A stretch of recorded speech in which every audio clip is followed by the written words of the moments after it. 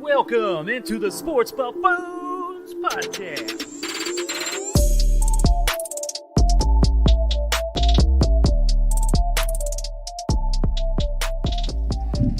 Welcome on in, boys and girls, ladies and gentlemen out there of the world. We are back, the full clan, once again, out here out of Lenexa, Kansas. That's right. And boy, do we have a show today for you guys. Lots to talk about. Obviously, Tyreek Hill, the big trade, sending him over to the Miami Dolphins. It's a heartache, guys. I mean, I know Tanner himself is not very happy. I was very emotional this morning. I have since drove around. I calmed down, trying to make sense of it all. Mm-hmm. But I was, as you guys saw in the chat, I was very, very, very upset with this trade. Understandably, but also I am not as upset as probably either one of you two. But I'll explain that why here in a few minutes. But otherwise, Jason, JG, Tanner Dawson, what's up, guys? How you doing? You know, not too bad. Not too bad. Oh, so you're feeling better after that drive around town, then, is what you're saying? I did. I breathed a little bit, got outside, even though it's raining and all that. I got my emotion out, so we're in a better space. We're in a better space. We're gonna let that emotion out here in a few minutes, Tanner, because I need to hear you vent. I need to hear. I haven't spoken to you since the news really came out, so we need to understand where your mind is at. I know I went quiet on you guys. So first and foremost, Jason, what are you sipping on?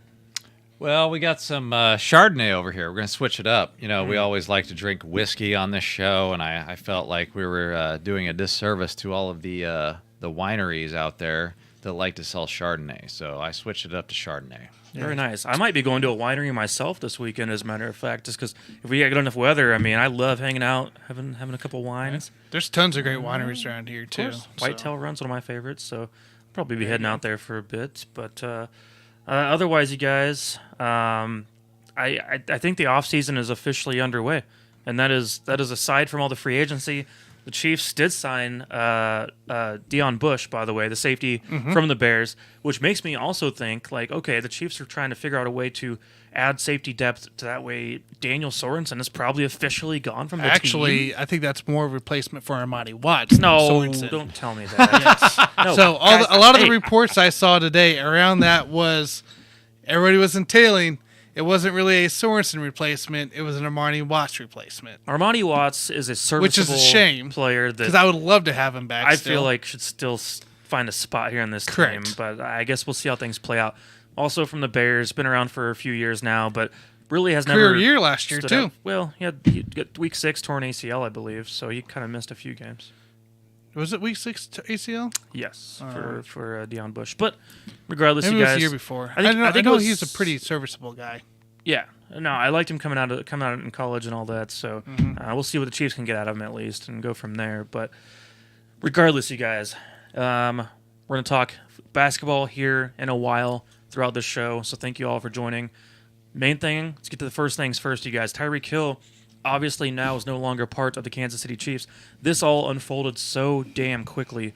It is insane. I know this morning I woke up and, throughout the whole past 2 weeks, we've been going, oh, the Chiefs and Tyreek Hill have an extension. It's 4 years, $85 million, blah, blah, blah. Devontae Adams gets traded over to the Las Vegas Raiders and gets $28 million per. Yep. And when that happened, I believe, that's the exact moment Tyreek Hill went, ooh, wait a minute. I can probably get a little more than what we were originally talking about. I'm going to challenge you on that Tyreek Hill thought. I think the Mr. Agent came into play of Drew Rosenhaus. Ooh. Right. Hey, Tyreek. Well, sure.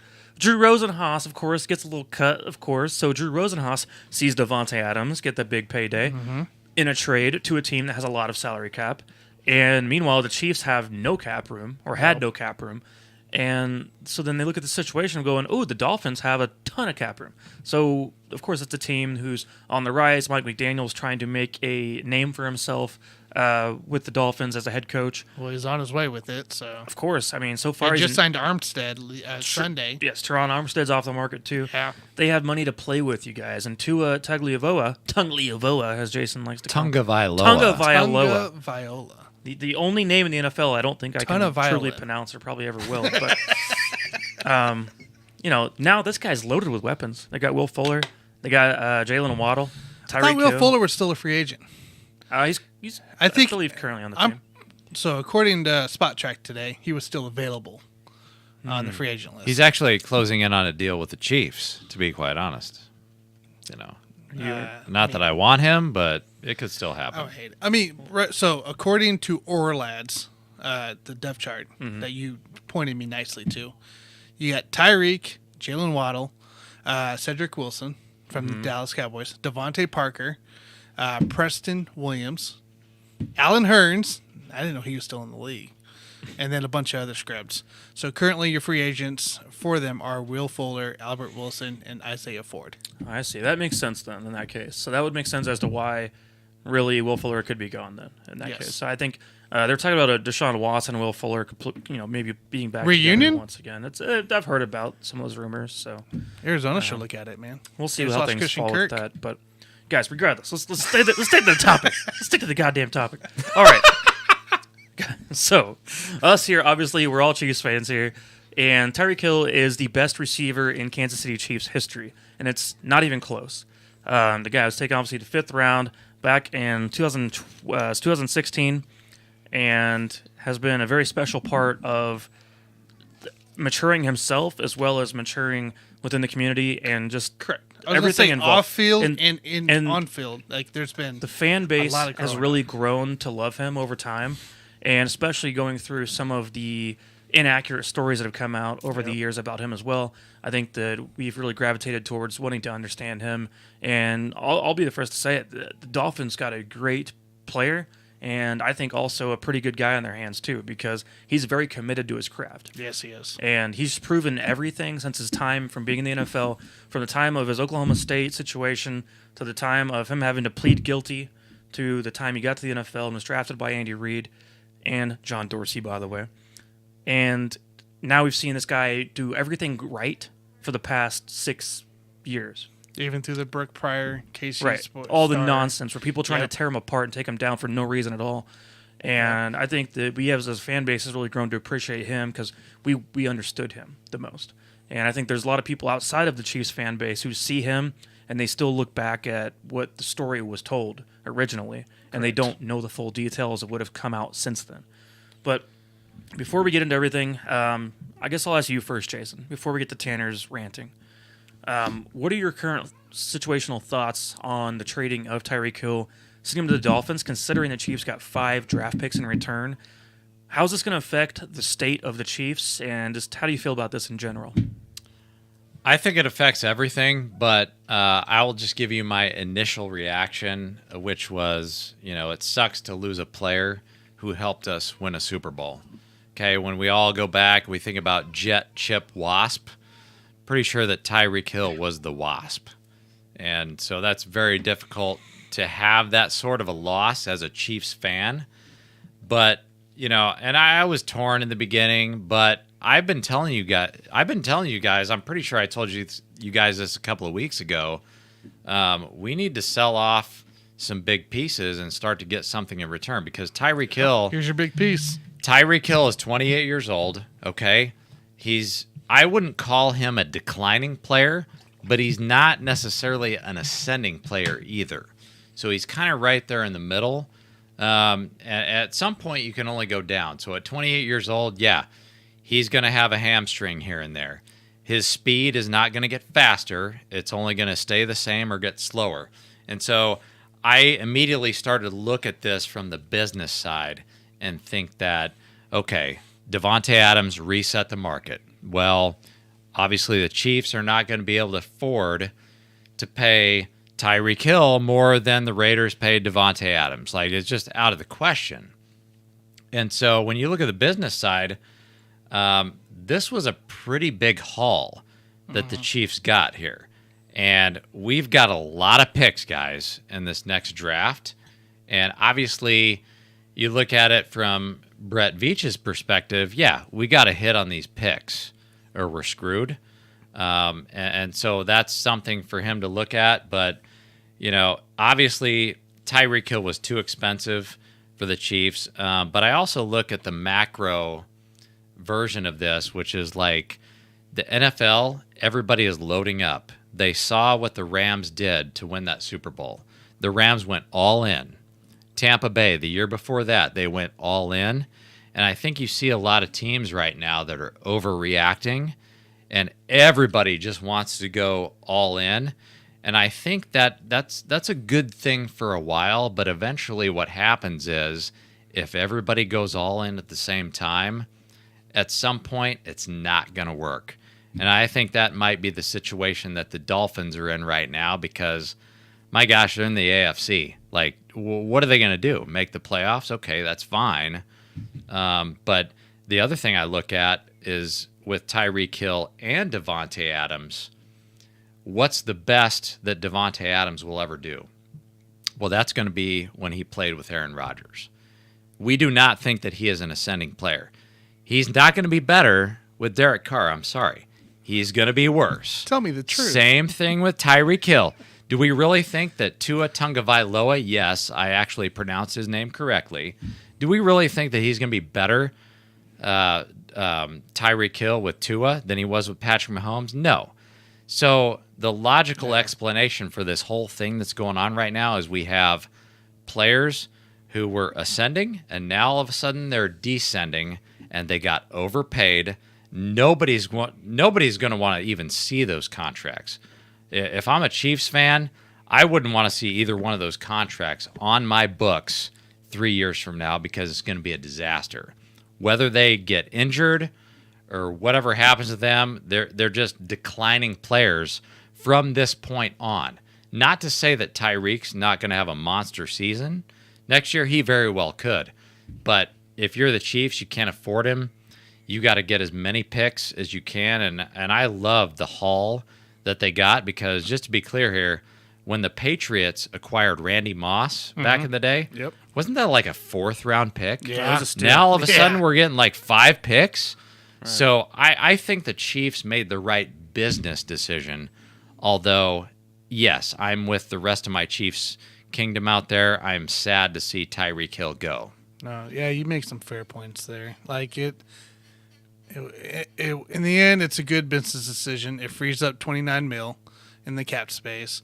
We get, I think, 4 picks this year? Additional 3 or 4 extra picks. Yeah, 3 extra picks this year. So we got 2 first rounds. 2 second rounds. We got a first round pick from this trade, second round pick from this trade, which was a 50th overall pick, and then a 4th rounder as well for this year, right? This year, and then 2 more picks going into next year. So just right quick, when we look at the entirety of the draft, we have 2 firsts, 2 seconds, 2 thirds, and 2 fourths. Like, if we can just hit on like 2 or 3 of those, it's going to be a pretty good draft. Yeah. If we don't trade up. Yeah, the Chiefs currently have 3 picks in the top 50. So, something to keep in mind. Be kind of nice, especially when we get to mocking. So, yes, you make good points. Good business decision. It sucks as a fan because Tyreek's one of those guys that's been part of the core for the Chiefs fans for how long? A long time. And it's a shame. It's a shame to see him leave. Shame to see the core break up. It kind of makes you think, how long is Kelsey going to be here, right?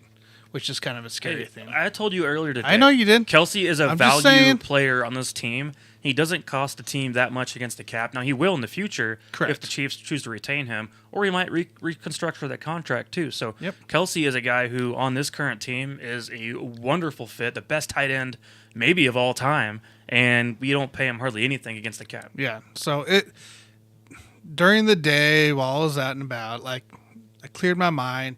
I went away from being mad at the Chiefs to thinking, was it Rosenhaus or whatever? Drew Rosenhaus, the agent, yep. He's the asshole that did this all. So he's the guy that was in Tyreek's ear saying, hey, we're not doing this. Devontae just signed. We're getting that money. But Tanner, earlier when we talked about this, it seemed like you were upset about the trade. You thought that the actual haul we got in return wasn't enough. It was just initial reaction because I expected 2 first-round picks. I thought the initial rumor at the time was there was 2 first-round picks, possibly by the Jets. In the end, there was no. After stuff came out, there was no first-round picks involved with the New York Jets, right? Which was probably canceled. I think you fell victim to the Twitter sphere out there of all the idiots, man. I was losers and polluters of the world out there, like swiping. Like Right. I was So looking you, for anything. You were and on anything. Twitter, and if you follow the people I was on emotional. Twitter, It was bad. Well, everyone on Twitter is emotional, Tanner. We should know this by now. Yes, I know. So everyone on there's freaking the hell out, and this is the worst thing of all. This is the worst day ever. No. Actually, I wasn't even looking at Chiefs fans. I was more on the NFL and injury report, looking at Rappaport's updates and Tom Pelissero. Like I'm just over here, like just looking for anything. I heard someone call into 610 today over Oh, talking no. to Carrington Harrison. Oh, he literally no. gets on there and he says, "This No. is the worst day for the Chiefs in the last 20 to 30 years," is what he said. I'm like, could you please shut the hell up, Chris Jericho style? So look, I don't need to get in a rant because I breathe. This is a good business decision. We'll be all right.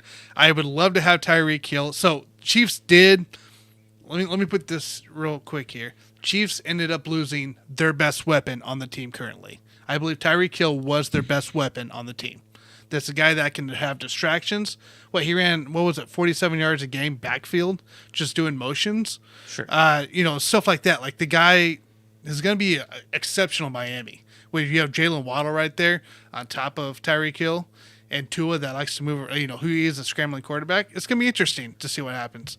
But the Chiefs did lose their biggest weapon, so Veach obviously has a lot of work to do to replace that big weapon on that fact. Yeah. The biggest threat. Well, to be clear, this is not the worst day of my life because I'm 45 years old. The worst day of my life was when the Chiefs drafted Todd Blackledge in the first round of the NFL draft. Now, granted, I was not old enough to even understand what was going on Neither back was then, I, yeah. but I did find out later that was the worst day of my life as a Chiefs fan.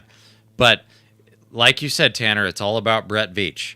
So we got pressure's on a him. lot of picks, dude. And as much as I hear a lot of people say that, well, you're never going to find another Tyreek Hill, and that's true.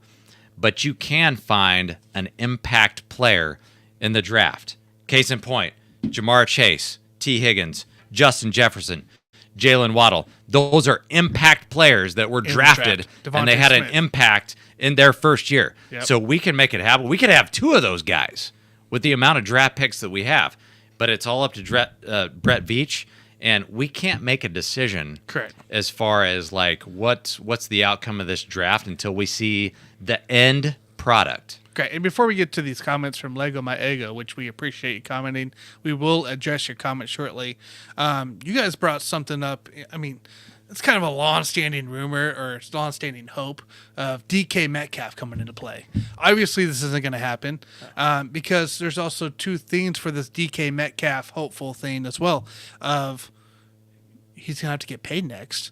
Tyreek just got his money. What makes you think that DK is going to take anything less? It's not going to happen. There It's is no not. DK Metcalf coming here. I know we talked about it at one point, but it was all kind of a funny fluff thing. Yeah. It was a And pipe dream. It was a would've- pipe dream. Sure, Pipe it'd been dream. There you fun go. to There have you go. because we all thought here to imagine, Tyreek and DK, that would be so cool. Well, it's not going to happen, guys. But here's the I hate to be thing. the bearer of You bad could news. have a better version of DK Metcalf in this draft if you just draft right, and then he's going to be sitting there for 4 or 5 years. And I'll say this: as I've been digging more into the draft and some of the prospects, and I've spent time watching them here the last month or two.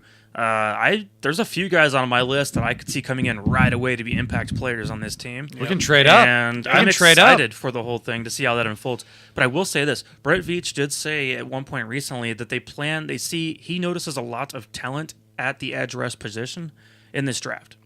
And so, with that being said, he's also kind of hinting at the fact that they're gearing towards the draft to fill that edge rush need rather than to make a trade of some kind. Because we've talked about Daniel Hunter. We've talked about, obviously, from the Jaguars, Josh Allen. And those guys are going to cost money, very soon. Hunter also, I believed he just restructured or did something with the Vikings, so he's not going anywhere. Right. So, I think at this point, that was also a pipe dream, too. The fact of trading for a young pass rusher. I think at this point, Veach has hinted enough at finding some of these young guys to fill in. I guarantee you this. In the first round, the Chiefs are looking at edge rusher from one of those two picks at 29 and 30, if they keep both picks. And then after that, I bet they're looking at the next best receiver that's on the board. Because there's some good ones this year. There's some guys And I there's gonna really be, like. As always, there's going to be some guys that drop to that point. Because Yeah. there's always that in the draft. Right, of course. There's always a few guys out there, and I see some high-end potential type of guys that are going to fall to the Chiefs in that pick, and as well as guys, cornerback still needs to be addressed too. So pick number 50. Yes. people are talking about my boy George Pickens being a second-round pick. Pick number 50 looks juicy for him to fall to that. I would love that shit. So, I mean, we got some options here in this draft, and I think the Chiefs have done at the end of the day, a smart move financially because of the cap situation they'd put themselves in, as well as for the future of this team, because even at Tyreek Hill at 28 years old, he's going to be great for the next 3 years probably, at least. But it's even if we'd kept him for this year, I promise you, 2 years from now, he wasn't going to be a Chief anyway. Nope. So you're going to go into this next season. Now, Byron Pringle being gone sucks. I was going to say. I wish we could have kept him. But D-Rob. We're going to go. What about D-Rob? D-Rob, Mike? Talk about D-Rob. D-Rob. I'm just going to say, going into this season, the Chiefs are working. We're talking to Marquez Valdes-Scantling. They got Juju Smith-Schuster on the roster. He's currently the WR1 of this team. We're going to have a whole Mecole Hardman's the number 2. Yeah, we're going to have a whole makeover, basically. I can promise you this right now. Mecole Hardman will not be the number 2 after the draft. Correct. I can promise you that right now. But I will answer will. I will answer Lego Maego's question about the running situation. Andy Reid, dude. I will answer his question. Lego Maego asked if he thinks that this means the Chiefs will become more of a running team. The fast answer is no. Andy Reid will never become a run-first coach. Ever will. Never has, never will. It's not possible. It's not in his DNA. And the Chiefs running the ball more just is I guess what do you construe as more? I mean, that's the thing is I would smarter decision. I believe what they're saying is you're looking at a majority of our snaps being the part of the run game. Maybe similar to a Titans team. I just think that kind of range. If that's the case, if that's the question that he's asking, the answer is no. That's not going to happen. That is not Andy Reid. That is not his DNA. That is not. It never has, never will. It will not this year ever again. So what the Chiefs could do though is add another running back to the mix who is a pure runner, because Clyde Edwards-Helaire is not necessarily the ideal back to be between the tackles. And he had Gore, of course. There is good running backs in this draft class. We talked about this during our last Settling the Kingdom mock draft. We ended up taking Zamir White from Georgia on our mock draft. And there were those guys were lasted 2 more rounds. Sure, right? exactly. So there's good value running backs in this draft. I love that. So anyways, that's my answer to that question. When we talk about turning to the running game, I wouldn't mind to see the Chiefs turning more to the running game in the playoffs. Like the regular season, Andy Reid, Patrick Mahomes, they're going to do what they do. But I wouldn't mind seeing them turn more to the running game in the playoffs because the defenses are not going to be expecting it as much. And I think that they kind of got away from the running game in that Bengals game. And, it's just like the defenses don't expect it. They know Andy Reid's going to pass.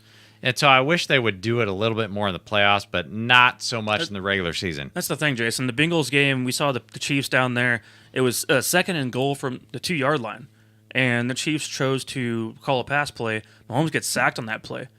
Like, if you have anyone with any common sense, run that freaking ball up their ass and get in the damn end zone. Instead of you call a pass play, Mahomes takes a sack, and then takes another sack directly after that. So now we're like 4th and 20-something. I don't know. But, it's just a nonsense. And that is Andy Reid's DNA. He cannot help it. He feels like he needs to be cute in the red zone. And, maybe at this point, with some of the new faces coming along the offense, he's going to want to rely more on guys who are more familiar with the scheme, and maybe he'll get away a little bit from some of the cuteness. So you just said that, right? So Pro Football Network came out and said that veteran running back Ronald Jones, who you like, is visiting with the Chiefs today. So we'll see how that went.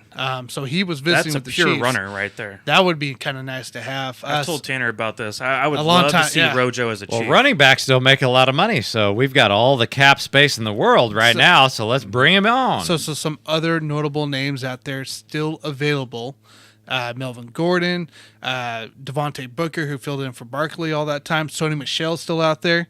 Marlon Mack is out there as well. So there's a handful of names that could come in as a vet presence for this team that could support our depth. I'll say this about Ronald Jones. He's got shitty hands, so he would literally be the pure runner we're talking about. So, the guy can't catch it. That's what we need. He can't catch it. We need him. But if you want a back that has good strength and can run up the middle, that's Ronald Jones. So, we're really, the honest to God truth is Clyde Edwards-Helaire should be used more as a receiving back. Yep. So, yeah, I'm with you there. So, Anyways, guys, we did have one more comment here from Lego by Ego.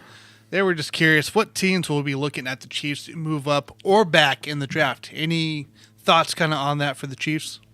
I don't have a particular team that would be looking for that because you got to understand the 2 picks the Chiefs do have right now at the back end of the first, 29 and 30, and that's a situation really meant for the Chiefs to maybe move themselves up because now they have a lot of ammunition for this current draft.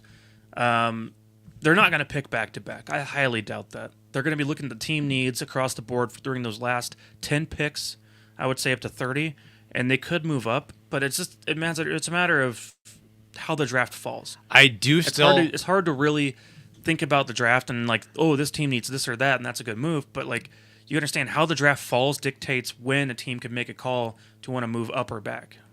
I do still see a scenario where the Chiefs could trade both of those picks for Josh Allen of Jacksonville. I wouldn't say that that's probably going to happen because I think Brett Veach is going to try to build everything through the draft, but I wouldn't take it off the table. I do think that Josh Allen of Jacksonville, the edge rusher, is still on the table as far as trading picks. But as far as trading up just to get a higher pick, I mean, what are we talking about? Drake London? Maybe that's probably the only scenario. The current talks about Drake London right now is that he's going to be a top 10 pick because he's got the big size. He's kind of your, I hate the comparison, but the Mike Evans style of receiver as far as the big-bodied guy who's like 6'5". Now, he doesn't weigh as much as Mike Evans. He's 210. But some teams see him as a guy that they could build up and really make him just a huge weapon, basically. But anyways, I would love him to be a Chief, too. I just think there's other guys. Chris Olave.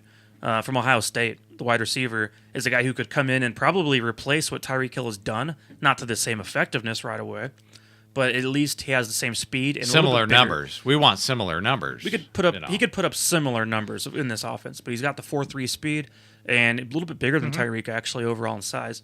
And also, I think he's just he runs great routes too. I think he would be a great fit with his team. That might be the guy right there. That would be a great guy to walk in and see how that goes. I would not be opposed to this.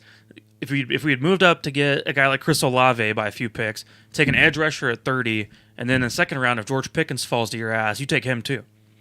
I'd be all over that because you guys know how I love George Pickens. Yes, you do. I'm going to say that. I'm going to say You've that. Been high on him. I'm going to say George Pickens' name every single podcast until the draft. So George Pickens. Ready. Speaking into existence. I'm giving away all my fantasy hints for Jason coming up this coming season. So wherever Pickens goes, I'll be taking it. It's either George Pickens or you pick your own ass. Yeah, I'll take Carl. The two. I'll take Carl Pickens, actually. Carlos. Oh man, love it. Well, anything else for the Chiefs news there?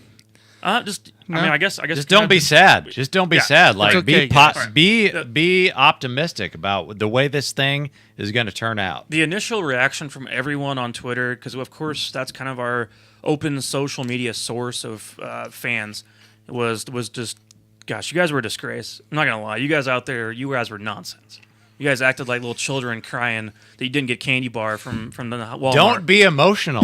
Don't be emotional. They were Just all think of it emotional. from every single side. damn one of them. And then some of them started reverting back to like old stuff from Tyreek, like, oh, he did all this stuff anyway. Oh, remember that one pass he dropped in the Super Bowl? He won us a damn Super Bowl, dude. No, remember that pass he dropped in the Tampa Bay Buccaneers Super Bowl we lost? Yeah, good receivers don't do that. Well, I heard enough of that shit from you guys. He got a damn ring, okay? He got a damn ring. Now it's time to move on. Big deal. No big deal. Somebody said that Chiefs Twitter ran him out of town, which is very possible. No. I don't give them. I don't want to give those guys any credit. Tanner, that sounds like someone from Twitter said that because people from Twitter are always just toxic. You know why I don't want to give him any credit? Because Tyrann Mathieu could be coming back. So all right. That's a different topic for a different day. I am not getting into that. But anyways, I guess our whole point is that, like, guys, I hope we have provided some relief in this situation and some, rationality about it, because at the end of the day, this is actually going to work out for the Chiefs for the future, and they can still make this team fantastic without Tyreek Hill. We're going to miss him. We love him. But we can also live without him with what we plan on adding to this team, I think. I don't know if it helps anyway, guys, but I do feel better after this conversation. So that's good. See, people out there listening in YouTube world, we I do feel bad. we did not talk with Tanner before No. the show at all. Actually, I went silent. We have on not these said guys a word about Tyreek Hill to him since about 10. This was supposed to be his moment to let everything out and to just tell us how he feels. But he didn't say as much as I thought. I thought he was going to be like more emotional. Look, about I this. told you guys what right before I went silent with you guys. You guys sent me the schedule, and I was like, "Well, Tyreek's going 50 minutes because I'm going to go off on him." So, but I've calmed down. I think we're better. That's what this whole show is Right. about. The whole show is about feeling better, reducing your emotions, and looking at the business side of sports. Right. And that's also why my show on Sunday is called Settling the Kingdom. Time to settle your asses down from going apeshit on Twitter about Tyreek Oh Hill my news. gosh. So, anyway, Tune in Sunday. Tune in Sunday for more Settling the Kingdom. Settling the Kingdom. All right, you guys. Well, we have a couple more things we want to talk about, but first and foremost, Andy Reid's going to be calling up some new plays this year. And Andy Reid is one of the best play callers ever as a coach, of course. But he's not really a guy that's like real talkative, as far as in front of the news conference and all that. When you're speaking to him and all that, he's kind of reserved. Sometimes he'll get animated, but he's not like a big guy that's going to go out there and say things that are sound bites that really matter and that you think are funny. He's not Herm Edwards talking about like kicking field goals or I played to win the game, all that kind of stuff. He's a little more straight to the point, and then once I get off the set, so we can go focus on stuff. So, with that said, you guys, and in sake of Andy Reid's, scheming up the new play calling with some of the new faces in town, what are your favorite sound bites of pro or even college football coaches of all time? Go ahead, Jason. I guess I'll go first. I wanna hear yours. That's it. I've heard a lot of great quotes over the years by NFL and then NCAA football coaches, but the one that I heard last year just tops them all. Like it's not even real. Like this isn't even reality. This is like a pipe dream, like we talked about earlier. Like this could never happen. My vote would be for the great Urban Meyer coaching the Jacksonville Jaguars last year. Walked up to his damn kicker and he kicked him in the leg and said, "Hey, dipshit, are you going to start making your fucking kicks?" And I was just like, wow. Like, who says that, right? Is he just, like, delusional? And the bottom line is yes. He is very delusional, and which is the reason why he's no longer an NFL coach. Can I give you another one for him? Who's number 99 on the Rams? Exactly what he said. Yeah. No, he He didn't did have a that clue, to man. assistant coach. He didn't know who Aaron Donald was going into the game. Yeah, that would be a little bit of narcissism is that what he was number dealing with. 99 guy? Like, I mean, I don't know if that's a disease or what. Narcissism should probably be a disease, but that's what I will he say had. this: he is a narcissist, and it's very evident and clear about him. So it's unfortunate, but I mean, some people have that trait. I That know a is few of them. that's one of the greatest quotes I've ever heard in my life of any coach. All Make right, your fucking kicks. He went over. dipshit. He kicked Josh Lambo in the league. Josh He kicked the kicker. And Josh Yeah. Lambo went out and had an interview afterwards. Like literally, like this is like the most He unprofessional kicked the damn kicker. person I've Like, ever who been does around in his whole life. It's unreal. Like So- it's almost like it's fake news. Like it's not even real, dude. So mine's not as eventful as that, but I got a current head coach who was once a former player champion. Jason Kidd, guys, he had a great quote. After the Mavs won the title in 2011, he said, "We're going to turn this team around 360 degrees." And I think he's waiting to say that quote again with the Nets. Yeah, 360. Turn him around 360. Yeah, that's what I amazing. like. It's called a sit and spin, Tanner. I do got one more from the great coach of Bill Belichick. I don't think there's anybody in this organization not focused on the 49ers. I mean Chargers.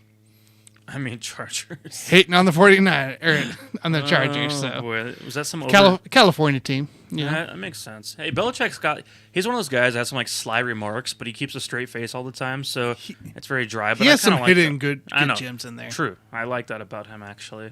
My guy, I'm going to read this quote off for you guys. This was his quote leading up to the big one. So that's why I don't read the newspaper, because it's garbage. And the editor that let it come out is garbage. Attacking an amateur athlete for doing everything right, and then you want to write articles about guys who don't do things the right and downgrade them, the ones who do make plays? Are you kidding me? Where are we at society today? Come after me. I'm a man. I'm 40. I'm not a kid. my boy Mike Gundy, who I love Mike Gundy. He still is a great college coach. I think. Unbelievable. I'm a big fan, but he's now in his 50s, I believe. So he said that would be correct. He never did come out. I don't believe when he turned 50. I don't think there was ever like an interview where he said, "I'm a man," or he should say, "I'm a grandpa." I'm 50. I don't think he ever got the opportunity to just do that. Yeah, probably not. But I always thought that was a great one. So amazing. Anyways, a little goofing around for you guys out there in the YouTube land listening in right now. But speaking of serious stuff, Tanner, I think you need to tell the people what's been going on in NCAA March Madness bracket, because I know for one thing, I'm not going to say anything about you, but all 4 of my teams in my Final Four are still alive. So tell the people what they need to hear. March Madness is madness, and it makes you go crazy. First off, guys, my bracket's done. I am solely a KU fan in this. So there's that part. Kentucky losing St. Peter's was a tough break since I had them in my finals. And then Tennessee went out and decided to lay the biggest rotten egg they could do to Michigan, for God's sakes. And, end my bracket completely, pretty much. And then Auburn, out of nowhere. These SEC teams who are supposed to be great and bad and good, well, they just failed everybody. So I think that'll continue, though, as we go. Guys, I just wanted a quick touch base before we talk about KU. Just kind of what the odds are right now for favorites to win this with the Sweet 16. Gonzaga is still on top across the board. KU is right there next. Arizona, Purdue, and Houston are all below those guys. So that's kind of your top 5 for teams favored to win the bracket. But we'll touch base here. I'll get you guys' predictions as well, because I am curious about what your second chance brackets are, essentially. I do want to give you guys a quick bet to look at come, I believe it's Friday. Arkansas, Gonzaga. Gonzaga's favored by -9 going into the game here. I don't like the over-under because it's really high at 156, and I feel like they probably will touch that, if not pass it. But I'm not going to go for it. So the Razorbacks are 4-0 against the spread in the last 4 games as an underdog, as they are. Gonzaga is 0-4 and 1 against the spread as a favorite. So I think the Razorbacks are going to push it to Gonzaga as well, because Gonzaga just had an exhausting game. Arkansas just had an exhausting game. So I expect these guys to still be tired from those that last weekend here. I expect the Razorbacks to be within probably 5 points or so in this game, but I expect Gonzaga still to win. But I think if you are looking at that, I would bet Arkansas to cover that game. Not win it, but cover. I just wanted to kind of present that bet. That was the best bet I saw along the boards there. So, anything on that? Well, I'm looking forward to it. I mean, first and foremost, I'm just excited for watching the games unfold. And as far as my own bracket, I have KU in the championship. So you got Purdue, and well, I'm not a KU fan. I'm not a KU homer, guys out there listening. No, he's not. At all. I have them going to the finals, to the championship. And I'm facing Gonzaga. Yeah, the Zags, that's right. The Zags. They're still alive. Everyone's still alive in that case. So I can't remember who else. Because you had Purdue, Zags. And then you Texas had Tech, Arizona? Supposed to be in there. Whoever is still alive. I don't know anymore. It's been like 4 days since they last played. So for me, I've slept since then. So I've lost track of what's going on with that. That's all right. All right, let's run down the way real quick. I just want you guys a quick prediction as we do this. So first game of the night, Thursday, 6:00, Arkansas, Gonzaga, 4 versus a 1 seed. Obviously, Gonzaga had a hell of a time getting past this last weekend. Arkansas the same way. Arkansas has a little bit more strength, but Gonzaga's got Timmy and Holmgren, who are just dominant in that. And Timmy was just lights out the second half of that game last week. So I'm going to go Gonzaga for my win. Yeah, I got Gonzaga, of course. As I just said, that they're going to be in the championship game. Arkansas just barely got past Mexico State, so yes. I like Gonzaga. I'm going to go with Gonzaga simply because I don't really care. That game doesn't matter because whoever comes out of the other side of that bracket, Texas Tech versus Duke, is going to the Final Four. So I don't really care about the Gonzaga-Arkansas game. I'll go ahead and take Gonzaga just out of respect. But I don't really care because either Duke or Texas Tech would beat the hell out of either one of those teams. Yeah, I agree. And then I think that eliminates the SEC from the tournament, the final team. So that goes down one conference. Michigan, who has been very surprising to me, on fire these last couple of games. They beat Tennessee to move on, who was my champ. I don't know, man, what Juwan has going on since he's been back, but he's killing it with those guys.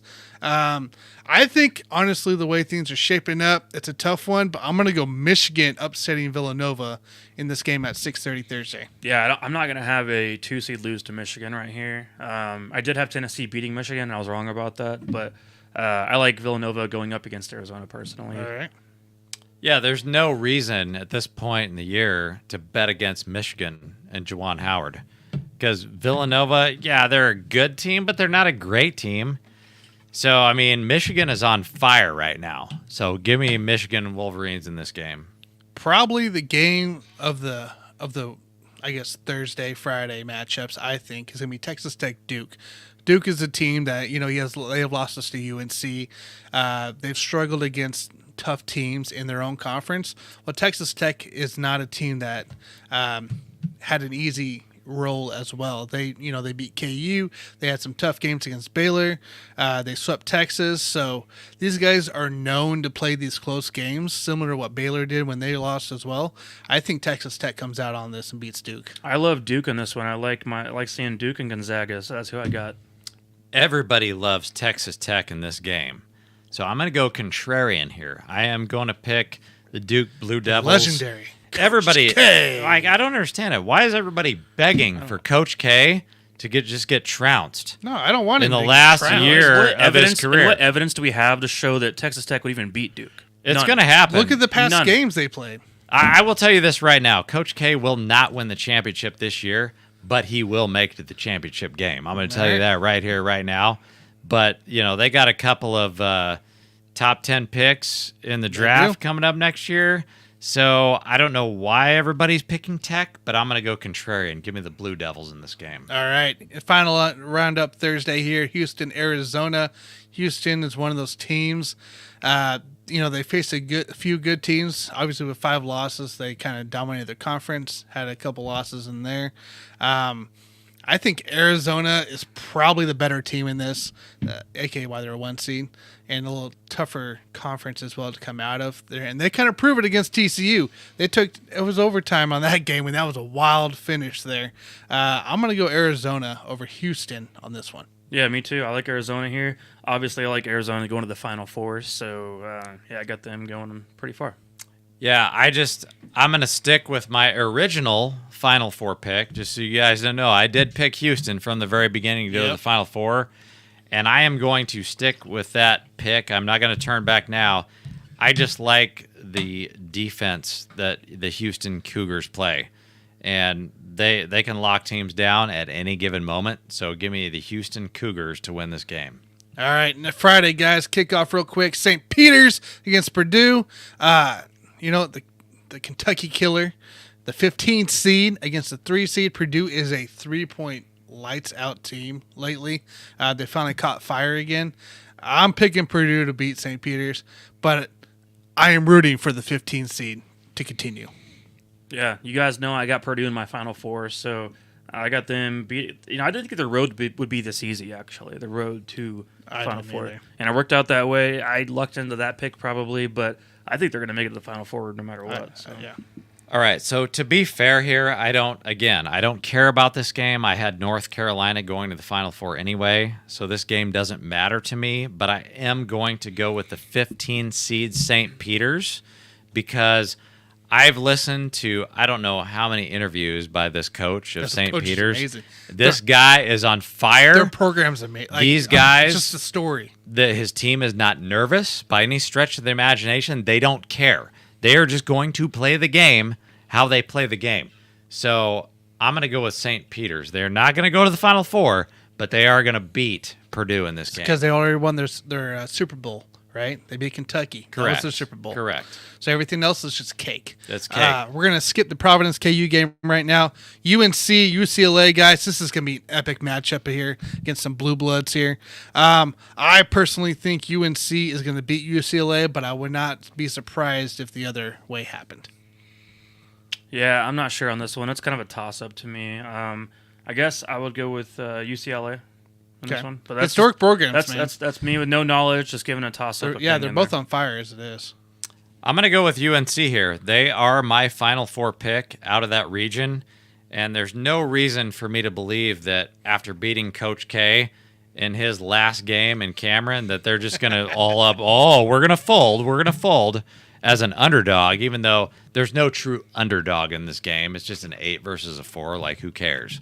Like, North Carolina should probably be the favorite in this game. Mm-hmm. So give me some UNC to go to the Elite 8. All right, and then a surprising matchup here, who I didn't anticipate any of these teams showing up. Iowa State and Miami. A couple of guys that are knocking off teams that I didn't think they would knock off. So I think Iowa State in the end here will win this game. Miami has been shooting lights out. Of course, this tournament's the last 2 games so far, but I still think Iowa State is more of a battle-tested team that can really finish this game out. Yeah, honestly, I'd like Iowa State as well right here. Both these teams have a lot to prove, and I think Iowa State in the Big 12 conference championship series, I think that they end up having some trouble, obviously, and I think they're going to be facing Kansas down the road here, and that's going to be some trouble for them as well once again when that happens. But I just still like Iowa State here, and KU fans have a lot to get excited about because they're going to have an easy path too to get to the Final Four. So this is a very tricky game here because it's a 10 versus an 11, so we don't have a favorite. I don't care what Vegas tells you. There's no favorite in this game. Don't listen to them. And everybody's going to sit there and say, oh, well, Iowa State, that's a tougher conference because they play in the Big 12. Guess what? Miami doesn't give a shit because they've been talking shit on Miami and the ACC all fucking year. How the ACC, oh my gosh, what a weak conference that is. They're not going to win shit.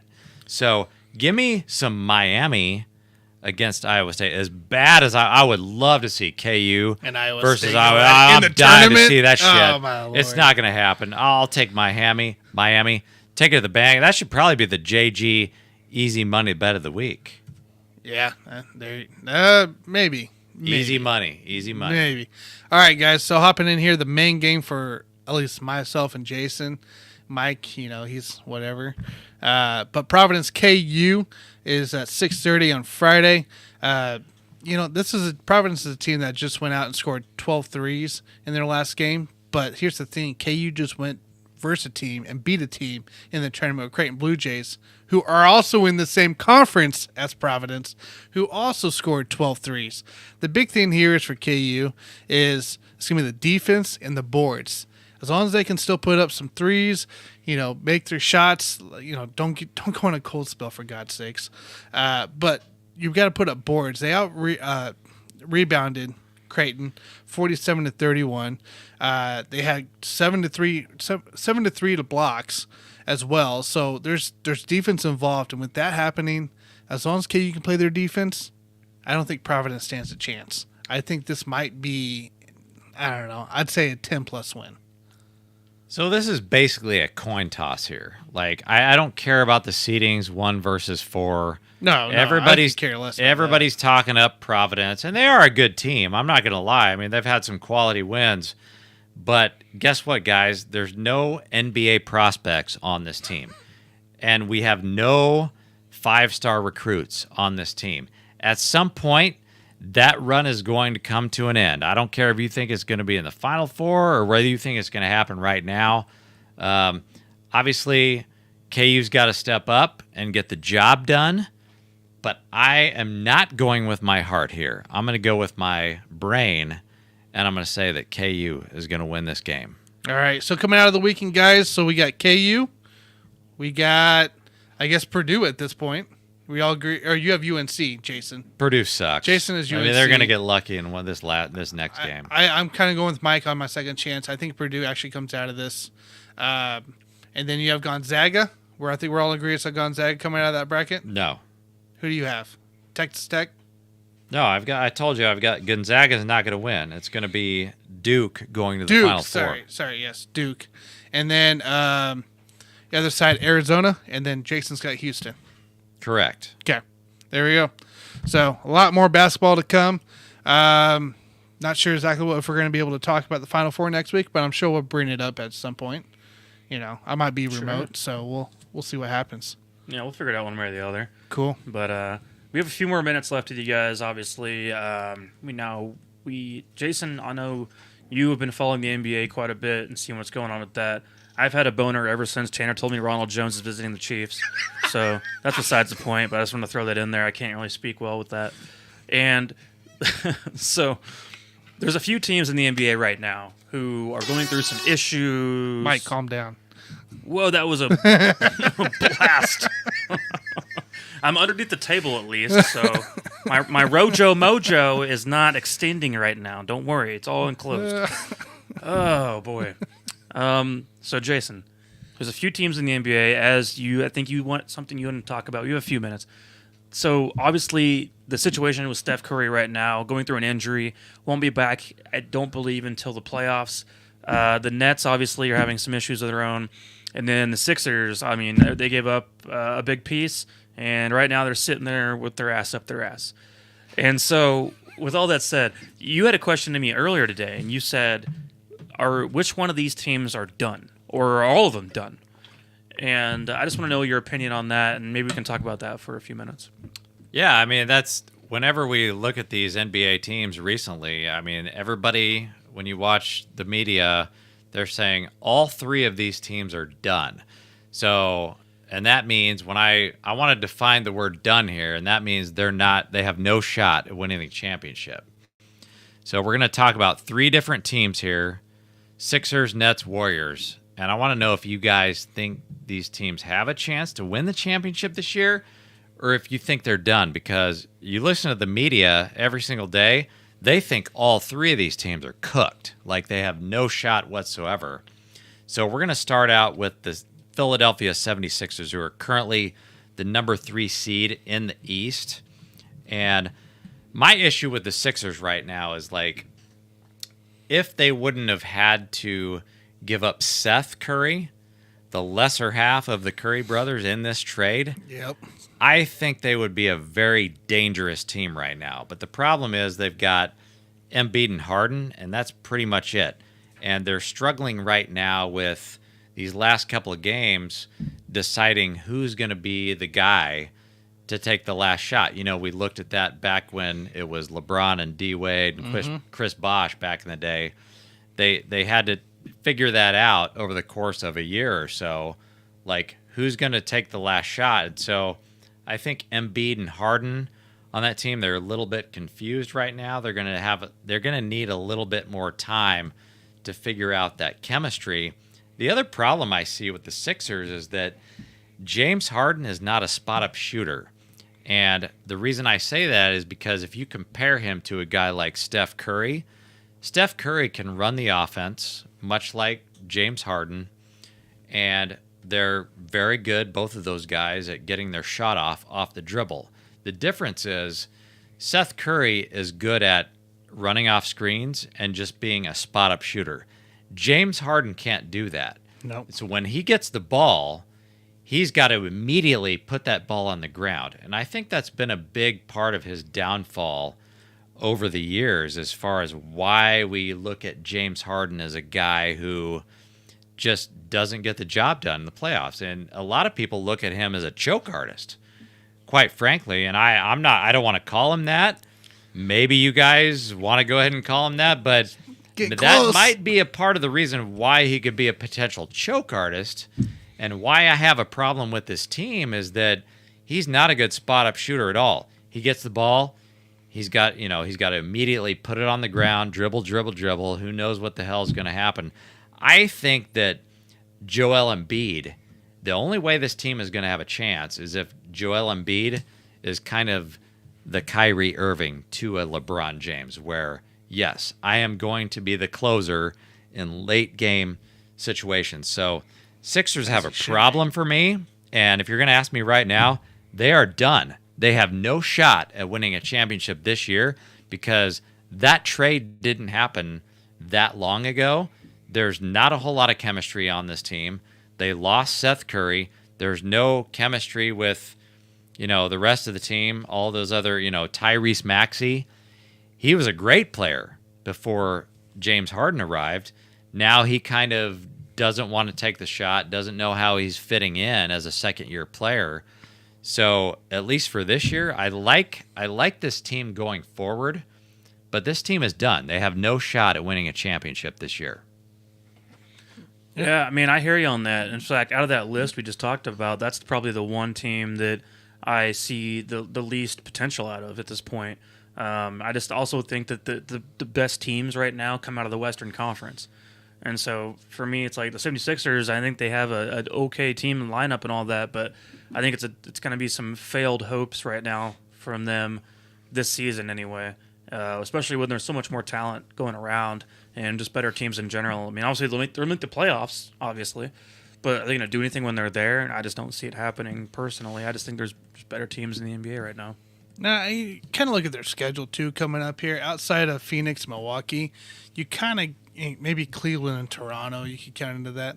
You don't really have a difficult schedule, so you got time to work on that chemistry, to build in that third, fourth, fifth guy to be able to actually execute, especially coming off the bench there.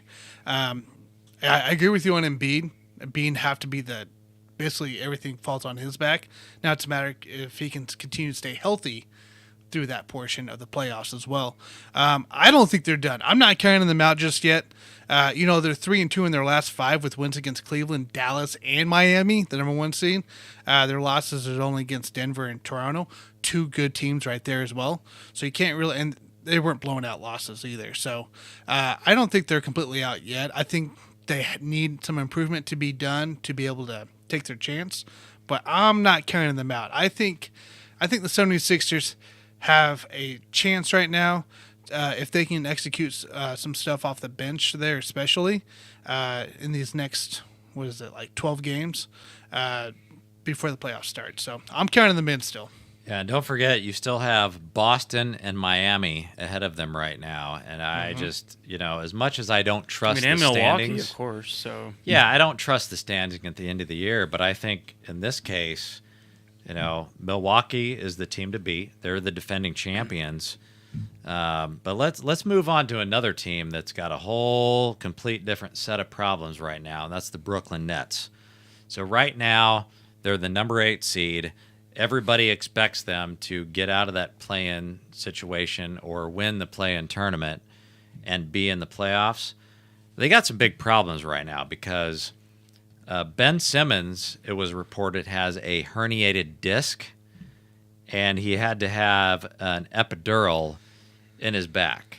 So as of this point right now, I am going to go ahead and assume that Ben Simmons is basically he's waiting until next year. So you are not going to see Ben Simmons, which was the only real... I mean, I appreciate the fact that they brought in Seth Curry. That was a big part of that trade. But Ben Simmons was supposed to be the biggest part of that trade. Herniated disc. I don't believe you are going to see him at all this year. Meanwhile, you've got Kyrie Irving sitting over there, and I was thinking like 4 weeks ago, this was probably a month ago, I was like, okay, they're going to lift that vaccination mandate. Kyrie Irving's going to play. No big deal. Now, all of a sudden, we're sitting here 4 weeks later after I said that, and Kyrie Irving is still not playing in the home games. But he can sit in the stands. But he can sit in the stands. He just can't be on the bench.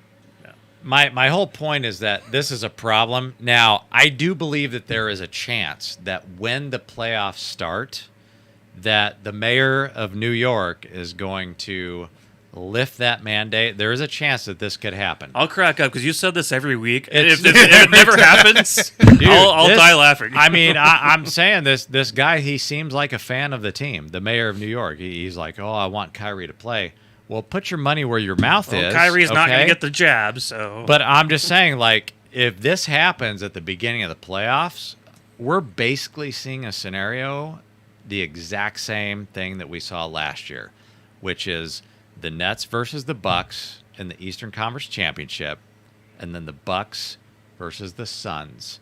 It's going to be the same thing with no difference. And so I could see the exact same scenario that we saw last year with KD. I mean, let's just say that Kyrie does get cleared and he's playing in all the games. I mean, that's a toss-up. If they end up playing the Bucks again, that's a coin flip. It is. So, I mean, you could see the Bucks and Suns in the NBA Finals again next year. So what do you guys think about the Nets as far as being the number 8 seed right now? Do you see – I mean, I think all three of us see them making the playoffs.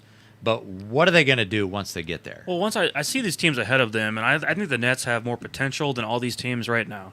Raptors are ahead of them. Cavaliers are ahead of them, and so are the Bulls. I see more potential between all of them, and let me go ahead and say Sixers as well.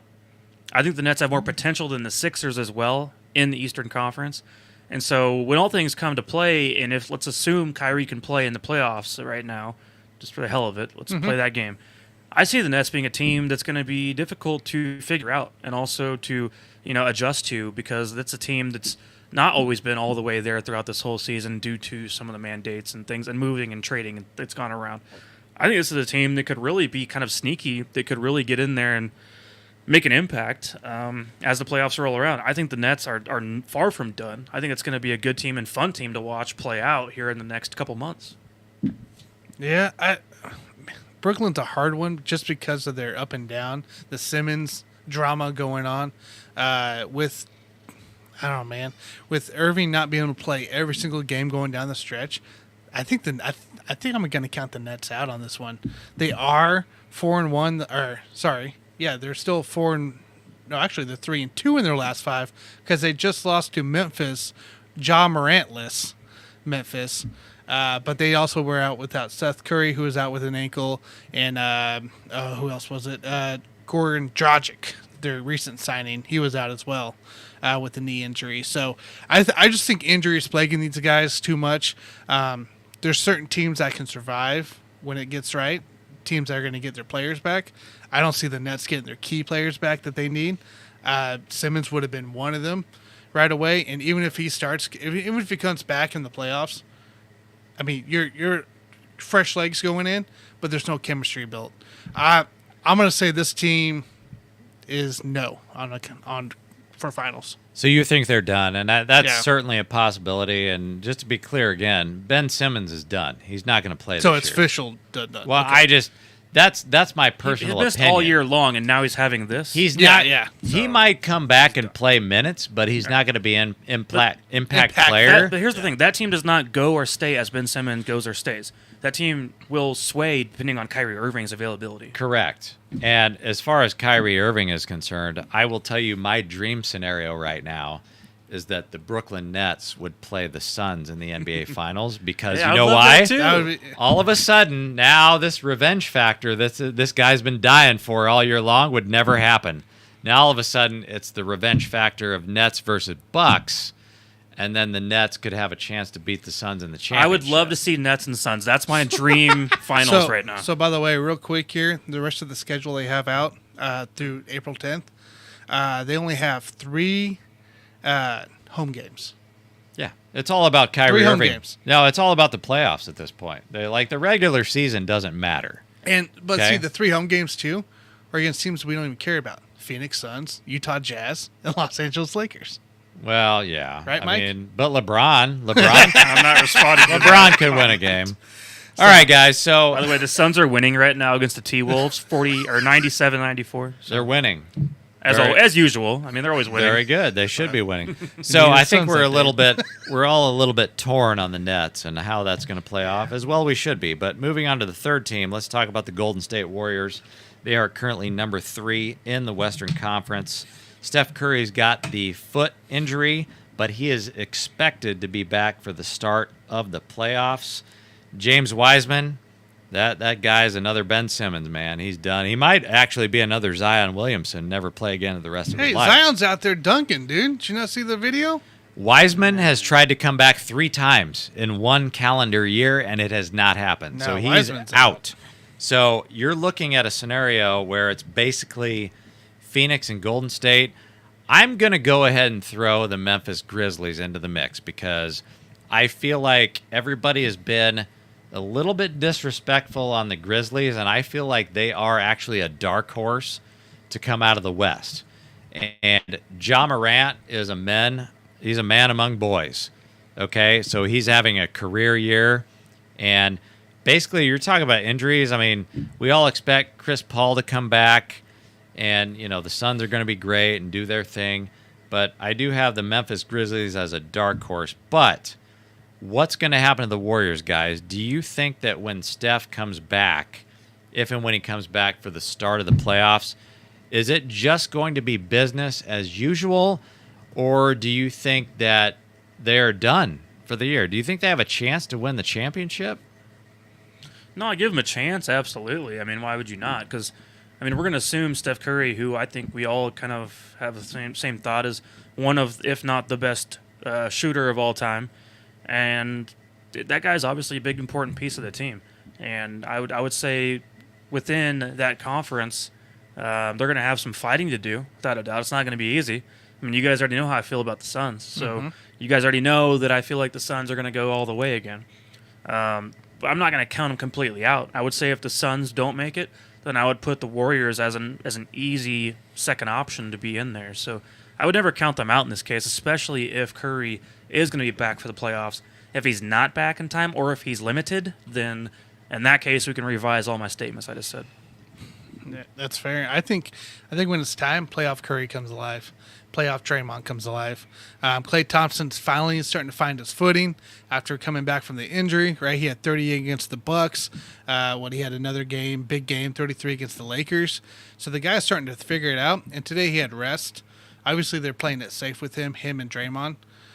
But I think we have enough time where maybe Klay can catch fire at the right time going to the playoffs, and you have Seth Curry being his playoff self, because he'll play through that injury when it comes to playoff time. And Klay Thompson on fire with Draymond's defense, and you have Poole, Looney all coming off the bench, potentially helping out with some depth.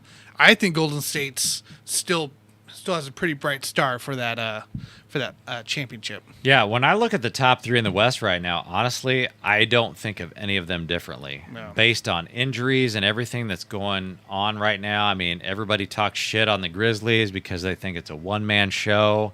Yep. And I think the fact that you've got injuries on Golden State, injuries on Phoenix, and Memphis is healthy right now, I think you could basically pick any one of those teams to come out of the West. I would take Golden State just if I had to throw a dart right now based on their experience and the fact that Draymond is there right now running that offense. And like we talked about earlier, you compare a guy like James Harden versus Steph Curry. Steph Curry can play a lot of different ways. He can run the offense, run off screens, spot up shooter. If Golden State is healthy, they're probably going to win the championship, guys. But, it's hard to throw in health in the mix with everything else. Even if Seth Curry isn't 100% full healthy, the guy is the best distraction in basketball right now, because then you're just having your best player tail him, your best defensive guy tail him the entire time while he runs around in circles. You know what I mean? Again, I will say watch the injuries because I am the one guy that will not sleep on Memphis.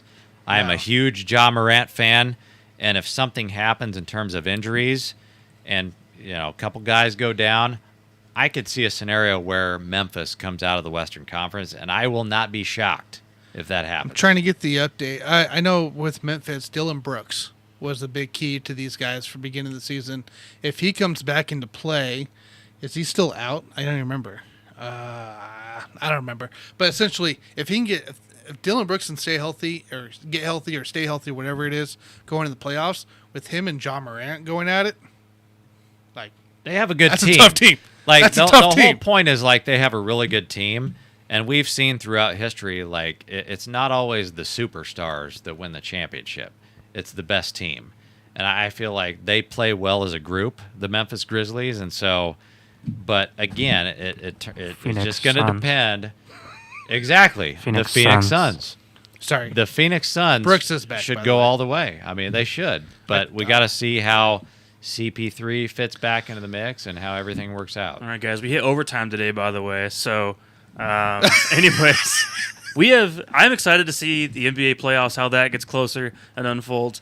A week from now, we're going to have more to talk about with that, as well as more to talk about with some of the Chiefs' moves that they're probably going to be making here over time, and some of the rumors and interest the Chiefs have in certain players. So we'll know more about the roster construction of that team. So we're looking forward to, the post Tyreek Hill version of what the Chiefs are going to be offensively. So, but otherwise, Sunday, of course, I'll be back once again, settling all your asses down over this Tyreek Hill thing. Mecole Hardman is still here. Mecole Hardman. Oh, he'll be here all year long. Don't worry. He's not going anywhere either. So, anyways, you guys, any final thoughts besides your NBA takes? No, if anybody can think of a different quote out there, please hit us up as far as NFL and NCAA football coaches. Put it in the comments. Hear it. Put it in the comments. Yeah. The ones we came up with were just kind of random spur of the moment, so we didn't put a lot of thought into it. So Yeah. I'm sure there's many, many other great ones out there, but I'll always love Mike Gundy for his "I'm a man, I'm 40" and Urban Meyer. And Tanner, whenever you turn 40, will you please do that for me? Will you? I'm a man. I'm 40. For your 30th birthday, I remember we took you to a bar and your family was there and everything. Yeah. For your 40th, can you just get a podium and just say, "I'm a man, I'm 40," and smack Actually, it? that's what we'll do. We're going to put it on YouTube. We'll do that, and we'll have a cake that says, "I'm a man, I'm 40" as well on it. Yeah, I like So that. I think we can I do love something. Guys, also make sure you follow Let's Talk Sports as well. We will be starting to appear there regularly coming up at the beginning of April, at least some of us at the most times. So that'll be on Saturdays. And then, we got a lot of exciting new things. There's another mock getting ready to come out, I'm sure. Yes, but not quite yet. Not yet. Not yet. This weekend we will not have a mock, but the weekend after you can expect potentially some kind of mock draft again. So I'm going to spring training here this next week. So if I talk with these guys, it'll be via remote, which could be a fun time. Maybe I can get a couple players there and maybe chat with He's going to look at coaches. Bobby Witt Jr.'s big stick. So while he's out there. Yeah, right? if I head that way. You going to check him out? If I head that way. Yeah, give him a little sneak peek. I'll see what I can get for the Royals. I'll be Just around take the a Brewers. video of it and then upload it up to the hub. That's right. Bobby Witt Jr., baby, of the Royals, swinging like Mike Trout already. So. Yeah, my brother had dinner with Mike Trout. So. Ooh. Oh, is that right? Yeah, it's pretty cool. Dang, God. Anyways, guys, follow, like, subscribe. Make sure you do that right now. Mm-hmm. Thank you all for watching. And I'll see y'all on the next one. JG, we're out. See you guys.